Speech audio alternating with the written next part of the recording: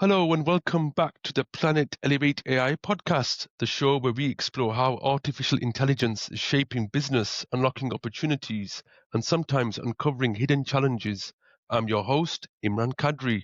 Today we're talking about a real important subject, one that doesn't always get the spotlight: the hidden costs and challenges of scaling AI in small enterprises. To explore this, I'm joined by Ashok Rajan, the CEO of Pristine Data AI.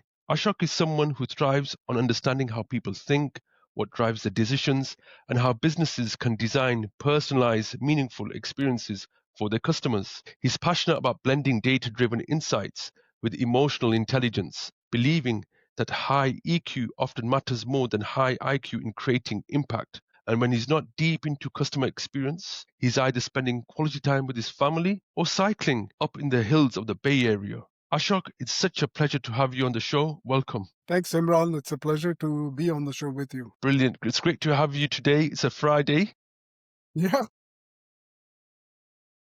Perfect time for this, Ashok. yes, and I really appreciate it. I know you're in the UK and it must be late for you, so I appreciate you being flexible and meeting with me, and hopefully we can make this conversation worthwhile for you and your listeners. Perfect. So, for our listeners out there, we've talked briefly about Pristine Data AI. Can you tell us a bit more about this organization and your journey to founding Pristine Data AI? Absolutely. I have been working with AI. I want to say that I was introduced to AI very early in my career, 1991 to be precise. I did some work with artificial neural networks and so on. And then spanning that, if you look to my most recent job before I created Pristine Data, I was working with this great company called Six Sense, which has some amazing predictive models and really was ahead of the curve in terms of the AI.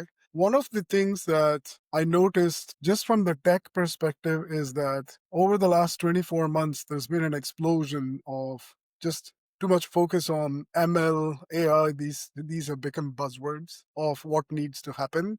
And I did not see that enough people were actually focusing on the data. So, in many ways, I believe that a simple analogy would be AI is like a pipe that can transfer lots of things. So the value of the pipe itself doesn't, it could transfer milk, it could transfer water, it could transfer fuel, right?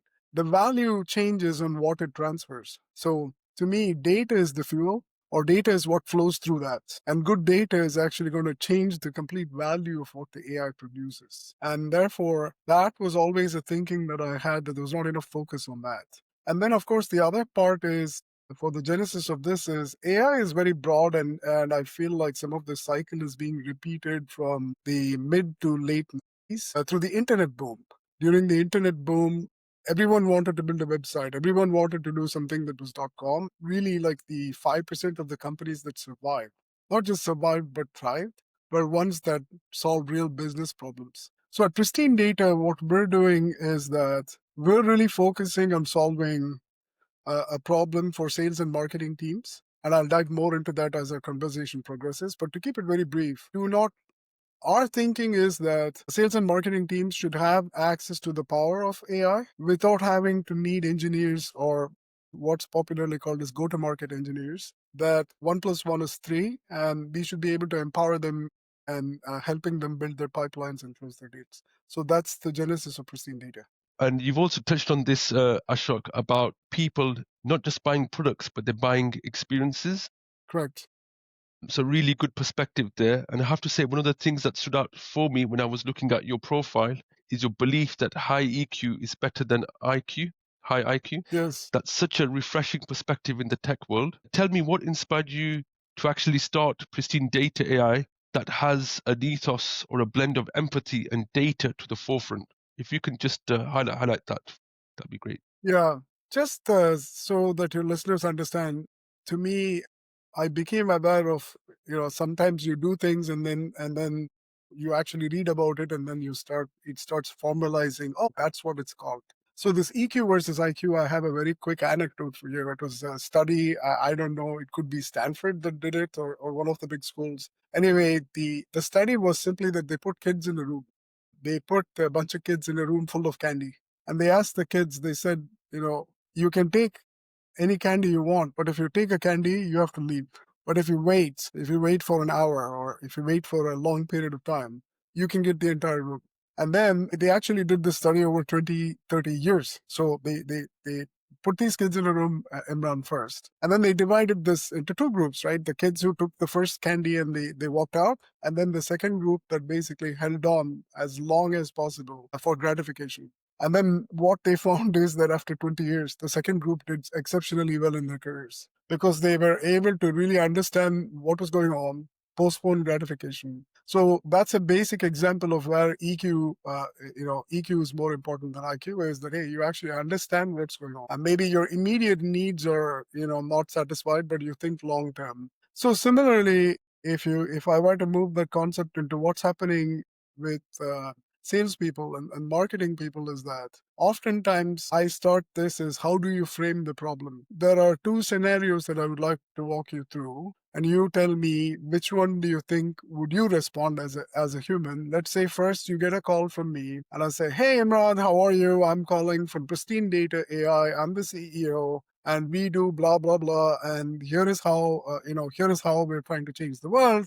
Would you like to buy my product? That's the first option. And then the second option, I call you and say, Imran, I see that you're a founder of this Elevate podcast, and I think that growing a pipeline of speakers for your podcast is a huge challenge for you. Would you be interested in giving me 5 minutes for me to explain to you how we have built something that might help you grow the pipeline? This is the same problem. I've just framed it differently. And the question back for you is, which approach do you think you would be more responsive to my call? I would say the latter, Ashok. I would say the latter purely because it sounds like you've done a bit of homework leading up to calling me. You Yes, understand me, and I appreciate that. It's not just a cold call, they say. It's something that you've prepared for, and I feel I could possibly offer you my time, of course, perfect, and perfect. entertain you. So Yes, as a business with a problem, I would give you my time. Whereas with the first approach, I probably would say to you, Ashok, sorry, I'm going into a meeting. Maybe drop me an email. I'll come back to you, and that might not materialize. which is essentially a polite way of saying take the nearest highway. You're right. You're right. And I appreciate you saying that it's not just and again, this is where the EQ aspect comes in. Is it's not just that I did research on you, Imran. What I'm doing is in the latter conversation, I'm actually trying to address a pain that you have, or I'm Of trying to course, help you with an objective. So now it's not about me. I have this great thing and I want to sell to you. It's more like, no, what I have may or may not be useful to you. I think that you have something going on and I think I can offer you assistance. It just changes the framing of the conversation, right? Because now you're going through your mind, yeah, I do have that problem. Maybe I'm not willing to buy right now, but I'm really interested in at least hearing what this guy has to say. In the first case, that's how humans are. That's why I said, like, this EQ thing is you're talking to another active brain that whenever we get some question or something, our brain is processing and trying to put it into some box. And if I just start talking about my company, my problem, and what I have to solve for you, you're trying to force fit into some model that you have.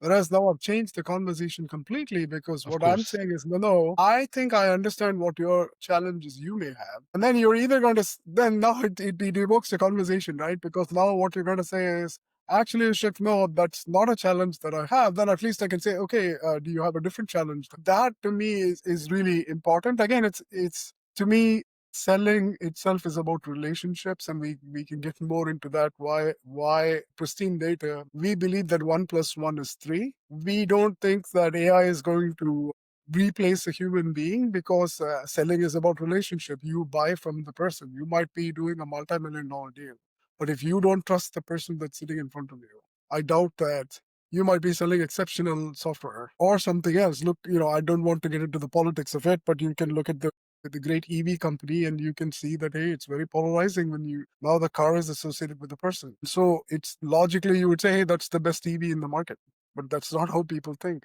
Hence, again, EQ is greater than IQ because the yeah, IQ would say, hey, in every measure that car is great. So of course. It's yes, about really putting the emotional aspect of yes, what you're doing at the forefront. Fantastic. Now, I know you're also a cycling enthusiast. yes. Does hitting the hills around San Francisco give you space to recharge, and maybe even think creatively about some of these big challenges? Absolutely, absolutely. And look, again, I don't want anyone to think that I'm a great cyclist. I have a good story for you. The very humbling story. The cyclist, we like to track everything in Strava. By the way, if you go look at my Strava, I haven't been biking in a couple of years because I got into some accidents, but I do love bicycling. I think that's a real passion of mine. So, Imran, there is this hill where I live. It's called Old Lahonda. It's a steep hill, so it has some steep grades. It's a very it's like a 3,000 foot climb within a mile and a half. So it's a very steep hill that Okay, you have to climb, right? sure. So the first I have to do like 4 attempts before I make it to the top once. This is like, many years ago. And then I made it, and then I was so proud of my achievement. And then once I started doing it consistently, to take me about 45 minutes to go up this hill, and then I'm like, hey, I think I'm the bomb. And I'm going to let all my friends know how cool I am. So I actually did a GoPro video of cycling down the hill, not up the hill. So I have a GoPro video that shows me coming down the hill, and I timed it. It's live. It took me about 12 and a half minutes. And then, of course, as is my nature, I'm extremely competitive. I had to go look at the Strava time for climbing up the hill. Do you want to guess what the time was for the best time to climb up that hill? Was about 12 minutes. So there was some Okay. crazy person, and I kept thinking, dude, you cheated. You must have gone up on an e-bike because I cannot understand. And then my cycling buddies told me that there's actually people that park their station wagons, the types that have the food, and these guys are preparing for Olympics and these long races. They climb up and down that hill 30 times. So, hey, what it teaches me is that it's not about the race. Cycling has taught me so much about life because sometimes when I would go like on I've done high, 100K, like, you do 100 kilometers and now you're at the 60th mile. You got nothing in your tank, and then you'll see someone just passing you by, just zipping past you. I'll get very frustrated. I'm like, hey, I still got like another 40 miles to go. Where's the energy coming from this person? And then I started to gain this perspective, which I use in my entrepreneurial journey is don't worry about these other people, right? You don't know where they started. Maybe they only started 2 miles behind you and now they're full of energy and they're meeting you at the 60th mile of your journey. Or maybe they're just better than you because they've been doing this for a long time. So big philosophical thing from the cycling is it's always you against you. As soon as you start thinking it's you against someone else, it clutters your brain. Then you start doing bad things. That's a just want to call that out with the whole cycling thing. And I think it's really important for founders, entrepreneurs. Like, hey, it's always you against you. Measure yourself against yourself. Yes, yeah. So getting back to like you talked about Pristine and so that's really what I think in terms of AI because hey, sometimes it's scary.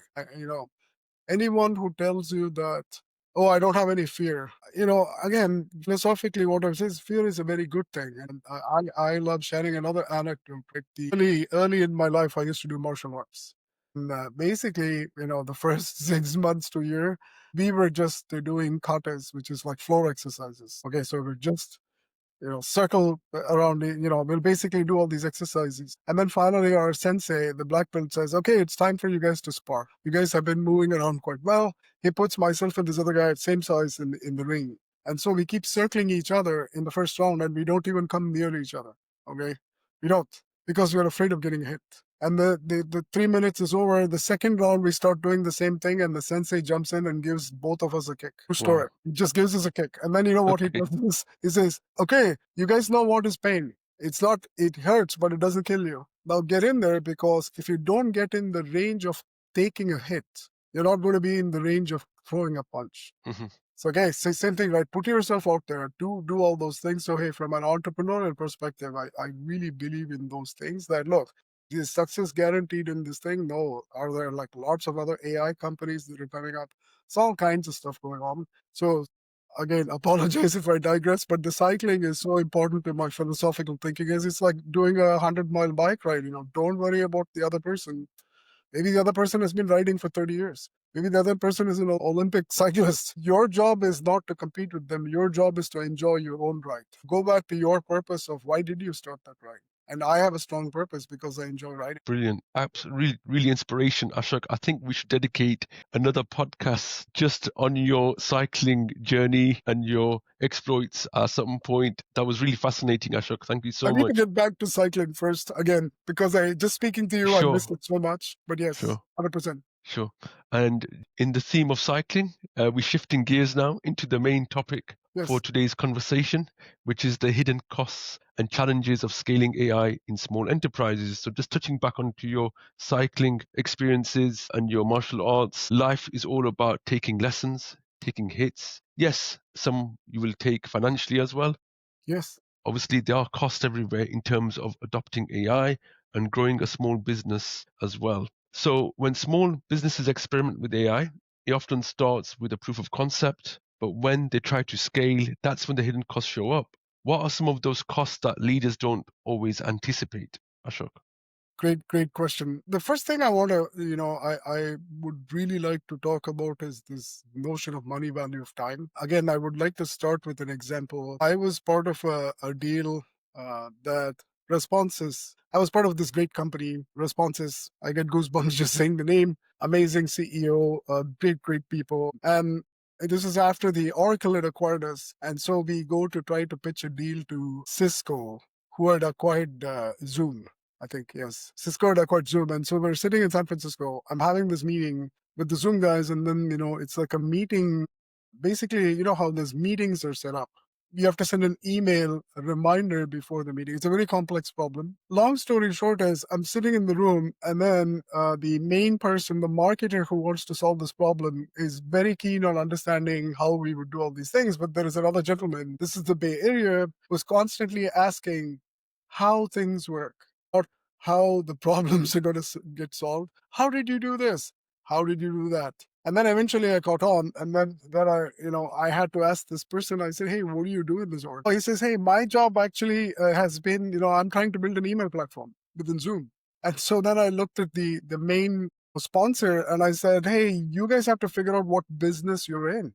Are you in the business of setting up meetings, or are you in the business of sending emails?" And that to me is a huge lesson. Look, even I trip up with that, right? Because sometimes there are things that I greatly enjoy.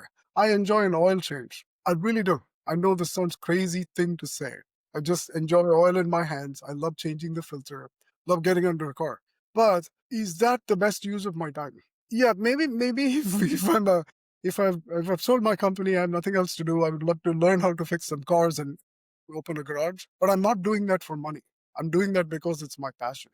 And Sure. so oftentimes, like, hey, my biggest kind of the first lesson that I want to share that I'm learning as well is this AI is a shiny object. And you need to be very clear what's your core business. What is it? What problem are you trying to solve? And then AI is just another tool, just like email, just like anything else. And if you lose focus on that, then what ends up happening is the tail ends up wagging the dog.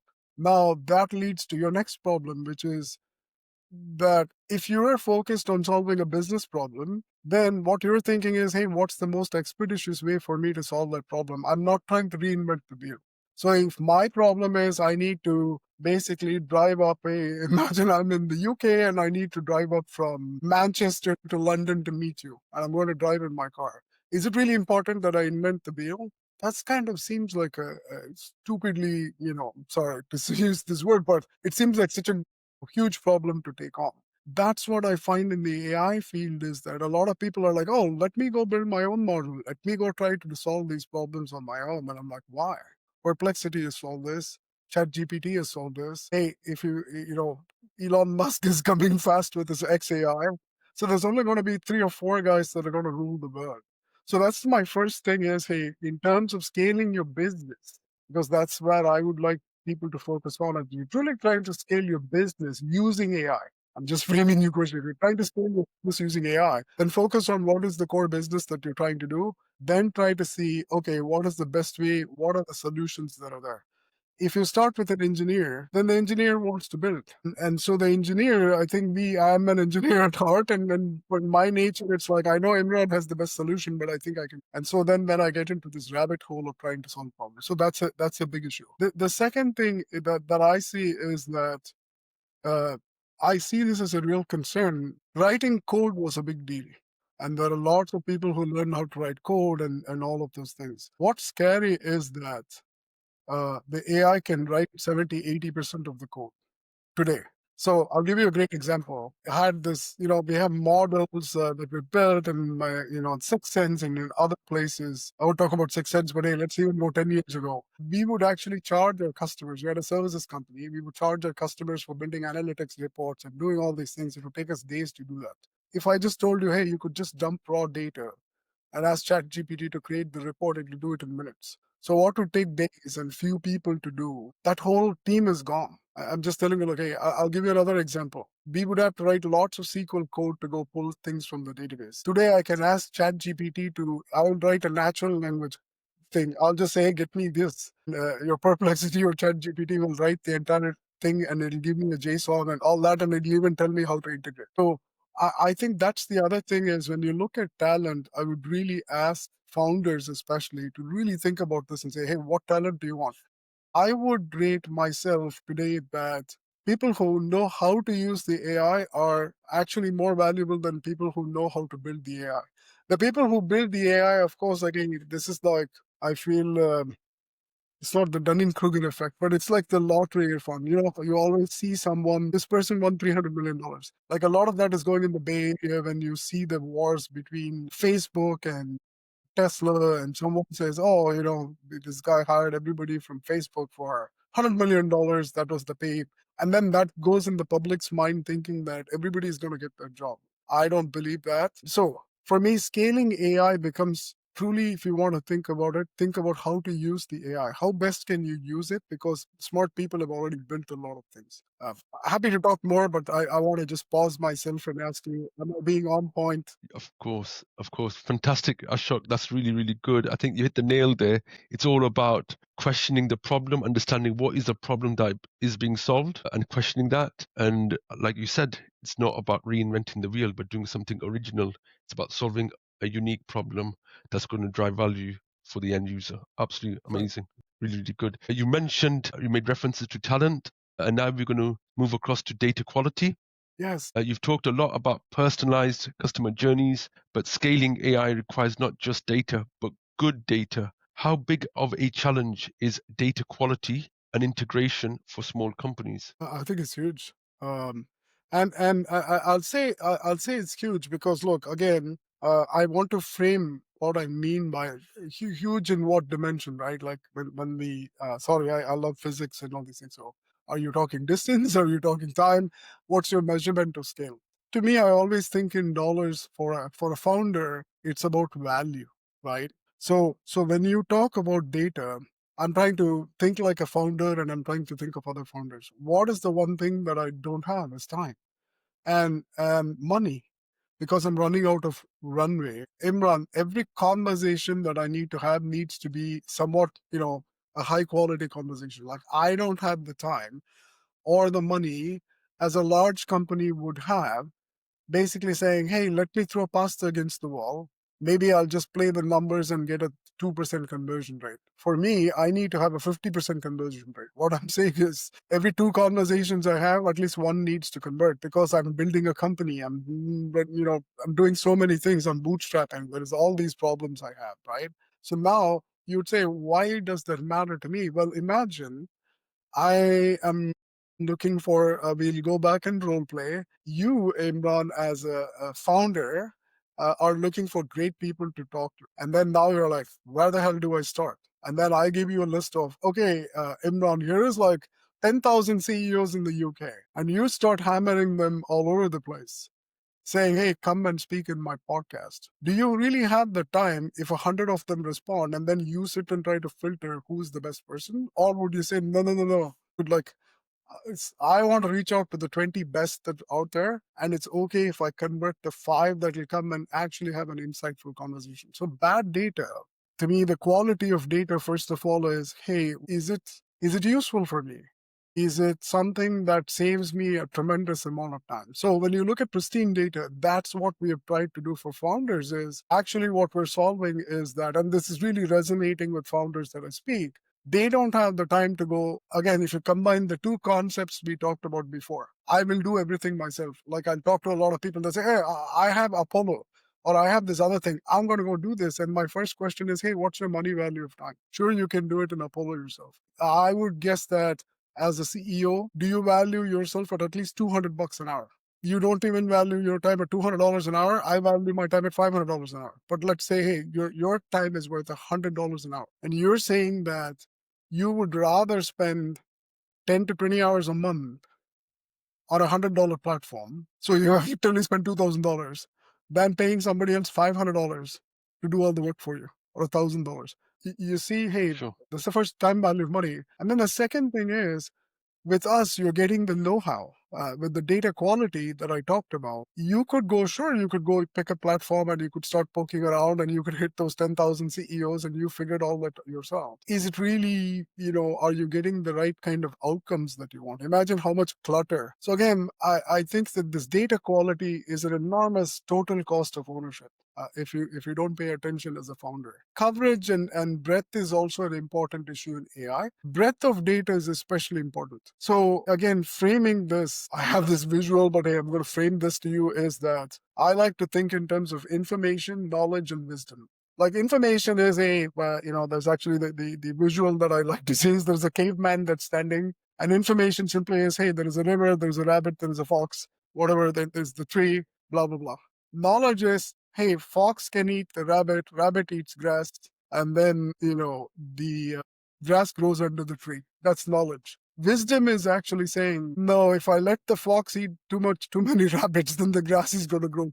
So how do you process everything? You see how it graduates, right? A lot of people confuse information with wisdom.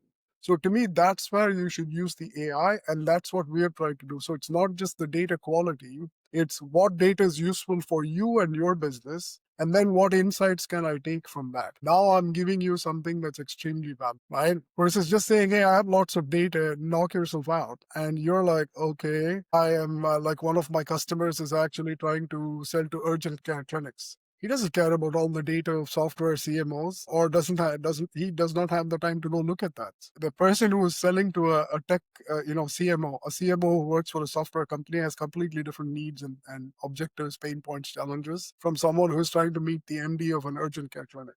And so Again, data and insights and knowledge and quality is everything. I could make a whole podcast on that part. I will of course. pause myself. A really good insight there. Thank you for sharing that, Ashok. Really powerful insights on data and data quality in particular. Now let's talk sales and marketing, the areas where AI often makes the most visible impact. How can small enterprises leverage AI for things like personalized outreach or campaign optimization while still keeping return on investment measurable and customers comfortable? Yeah, just put all of the points that I said together. Look, shameless plug is that's why you should use companies like us. I'm not saying we're the only game in the market, but clearly I would say, hey, we have tried to solve problems for founders, especially smaller companies that don't have the time, that want to get to that place. As a founder, I don't have a sales team. I don't have a marketing team. And I'm not just selling you, saying, Imran, come to my bakery and eat my cake. I'm actually eating my cake. So last month, if someone wants to know, I sent my first campaign and I closed my first deal. And I don't have so I have people doing it for me. So I think that's what I would ask founders to do is come talk to me, obviously. And look, you don't have to use my software, but I'm happy to share the knowledge of all the problems that I have. But my quick answer would be, it is a little hard to try to, as a founder, unless you are a founder like me, that you come from the MarTech, ad tech, sales tech world, then you sort of say, oh, okay, I can put these 3, 4 platforms together. This is something that I know. So look, with my car analogy with the oil change makes perfect sense if your entire experience has been working in a garage. If the last 30 years you've been working in a garage, then sure, you will not want somebody else to change your oil. You're extremely picky about the but most people are not like that, right? So all I'm saying is, hey, the first thing is go talk to some experts that understand this, and that's what you should do. That's the millionaire mindset. Is that it's a great book I would ask people to read. It's called The Millionaire Next Door. And then one of the principles they talk about is that the millionaire mindset is that they actually pay for people who have wisdom, who can help them in things that they don't know because they understand the value of time. So again, hey, back to the sales and marketing problem. Smaller companies have a challenge. You don't have the budget to invest in a sales thing. Another issue that I'd call out, which I'm struggling with as well, is if you're a small company, you might be a small company that you're only trying to sell to very large companies in one. Let's say that I'm in the UK and I only want to sell to British Petroleum. This year, I'm only trying to close a deal with BP. Then I don't care because I know that if I close a deal with BP, it'll be £1 million or something. So I'm looking for a very big deal. But I'm speaking to founders who are, no, I need to sell a smaller product. I need to sell a smaller, subscription product. My product is only $1,000 or $2,000 a month. Now, again, founders will understand that, okay, that means you're saying that your annual revenue from the product is only 25K. How can I afford a salesperson who's going to expect 200K? How many deals would they have to close to hit $1 million target? They'll have to close 40 deals. That's just doesn't scale. So founders have this fundamental problem that they have to sell. So it's founder-led sales, founder-led, and then they cannot go spend money in marketing. So therefore, I would urge them to come talk to us. Like, there are other companies like me. I'm not saying I'm the only game, but definitely I would say that, hey, come talk to us and use the people, use the garage to go change your oil because that's your money value of time.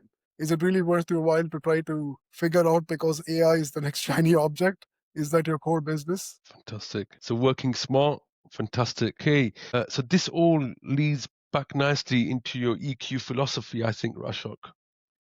How do companies make sure they're not just scaling the technology, but also scaling the human element, empathy, trust, and meaningful conversations? So, what Yes. can you tell us a bit more about being human-centric as part of a small organization growing quickly? Thank you for the question because this is really near and dear to my heart. And I actually think, Imran, it doesn't matter whether it's a small or a large company, but it's especially true for a small company. See, in large companies, by nature, I can give a lot of money. I can give stability, job stability. I can move people across teams. I can basically Imran, like by the way, I love your calm demeanor. I think you're a great podcaster. So if I built a podcasting team, I would say Imran is the right guy. So I can create roles for people, right? In a small company, I need everyone to do everything. So by nature of a startup, the hardest part for me as a founder is it's like the Bruce Lee's art of fighting without fighting. The expectation without expectation is everybody else has the founder mentality. So let's replay this. I'm not able to pay you good wages. I want you to work shitty hours. I want you to actually have the same level of passion that I do and basically unquestioned faith in the fact that this is going to maybe succeed in 2 years. How do you get that? Well, unless you empathize with people, unless you're able to find great people, but then keep them highly motivated through that process, that's not going to happen. And if you think that there are people like, hey, maybe they start a one-person marketing agency or something, and they're like, hey, I'm my master. I work for myself. God bless you. More luck to you. I'm talking about companies, founders like myself who have aspirations. Hey, I want to be a $1 billion company. I want to be a $100 million company.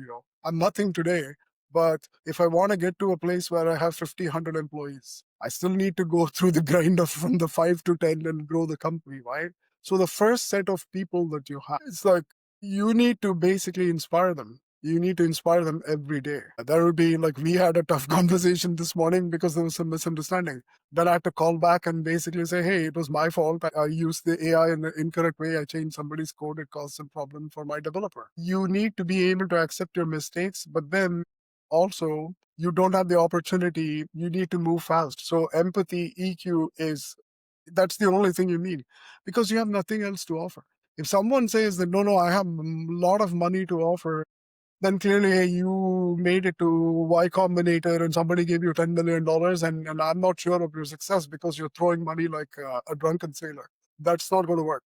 So to me, in every stage of the companies that I've been, the great companies, what they've done, like Responses, is that Responses, when we sold it to Oracle, was making more than 200 million in revenue. And I'm still proud to say that the day we sold to Oracle, we were still operating like, hey, there was the CEO had given us a lot of leverage. My boss, Ed, Dan, the way that the company worked was they had that culture.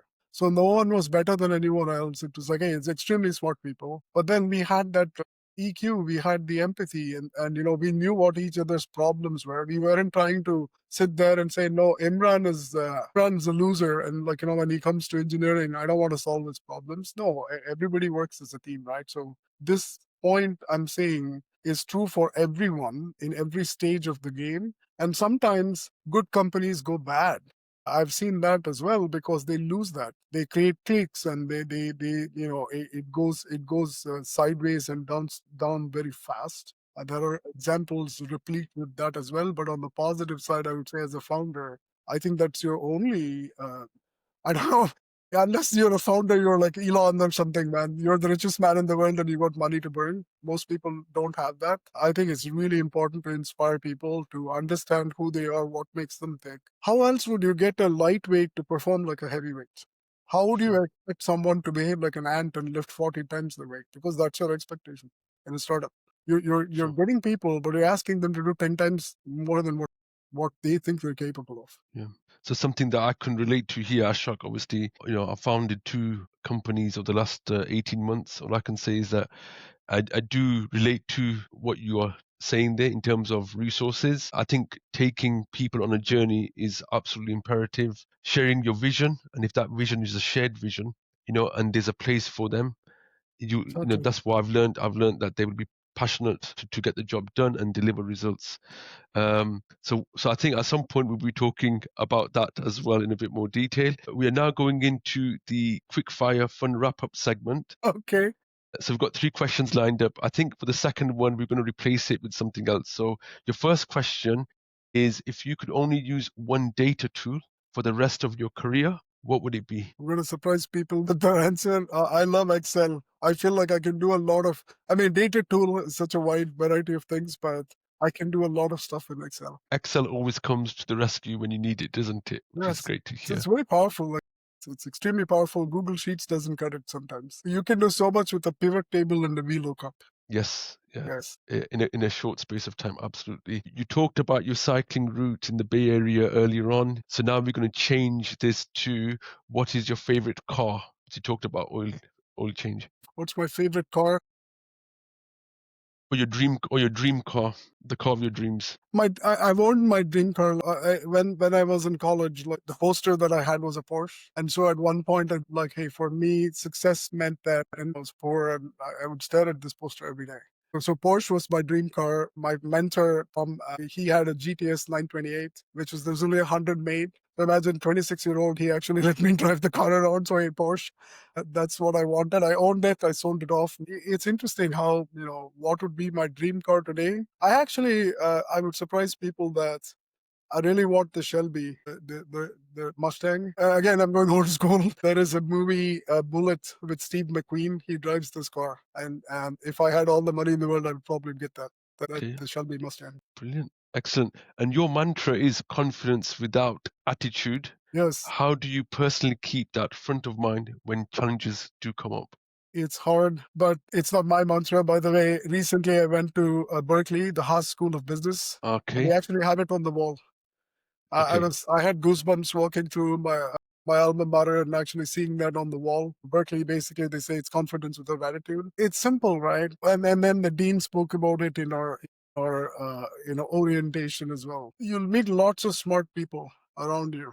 And I think that you just need to be open minded to the diverse thoughts that they bring. Confidence is saying, I can do this. I can do this. Hey, give me a chance. I can do this. Arrogance is saying, I'm the only one who can do this. Pristine data. I'm confident that, hey, I think we'll be successful. I am not arrogant enough to say I'm the only one that's doing it.